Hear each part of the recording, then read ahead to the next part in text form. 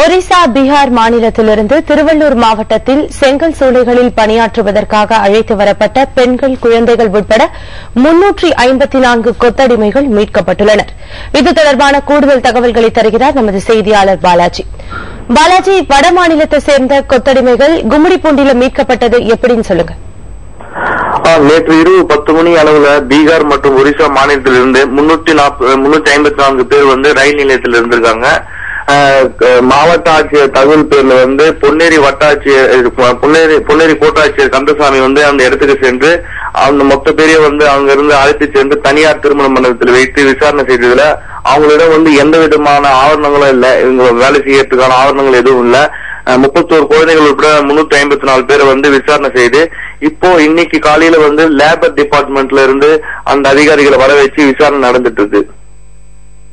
பாலாஜி, தற்போது அவர்கள் எங்க தங்க வைக்கப்பட்டுள்ளனர்? அவர்களுக்கு உணவு குடிநீர் வழங்கப்படுகிறதா அந்த மீட்கப்பட்ட கொத்தடிமைகளுக்கு?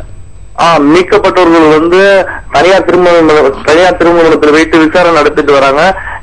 அவங்களுக்கு தேவையான உணவுகள் மற்றும் தண்ணீர் வழங்கப்பட்டுள்ளது. இன்று காலை வழங்கப்பட்டுள்ளது.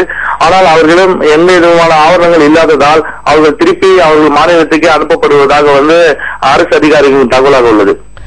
பாலாஜி, இப்போ இந்த கொத்தடிமைகளை வட மாநிலத்திலிருந்து யார் அழைத்து வந்திருக்காங்கன்னு தெரிய வந்திருக்குதா?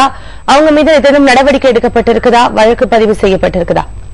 பொதுவாக திருவள்ளூர் மாவட்டத்தில் உள்ள பல்வேறு இடங்களை தாமரப்பாக்கம் கூட்டுரோடு மற்றும் மாகரம் அத்தியூர் ஆகிய பகுதிகளில் உள்ள செங்கல் சூளை மற்றும் தனியார் தொழிற்சாலைகள் இவங்க பணிபுரிந்தாங்க. ஏற்கனவே இதுக்கு முன்னாடி 2 முறை நாங்க பணிபுரிந்து போய் உள்ளோம். இது அடுத்த முறையாக சொல்றாங்க. ஆனா ஆவரணங்கள் இல்லாம வெளிமாநிலத்தில் சேர்ந்தவங்க இங்க பணிபுரிய முடியாது. அந்த மாதிரி ஒரு ஆவரணங்கள் அவங்க கிட்ட கிடையாது. அதனால திருப்பி அவங்க மாநிலத்துக்கு அவங்க அனுப்பப்படும் அப்படின்றது தகவலாக உள்ளது. பாலாஜி, இது சம்பந்தமா கொத்தடிமைகள் தரப்பில் என்ன சொல்லப்படுகிறது? இப்ப விசாரணை நடந்துட்டு இருக்கிறதுனால கொத்தடிமைகள் நம்ம இது வரைக்கும் அவங்க கிட்ட நம்ம பேச முடியல.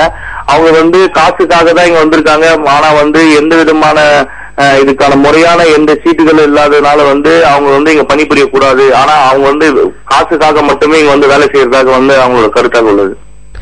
பாலாஜி, மீட்கப்பட்ட கொத்தடிமைகள் பற்றிய தகவல்கள் தந்தீங்க. தகவல்களுக்கு நன்றி.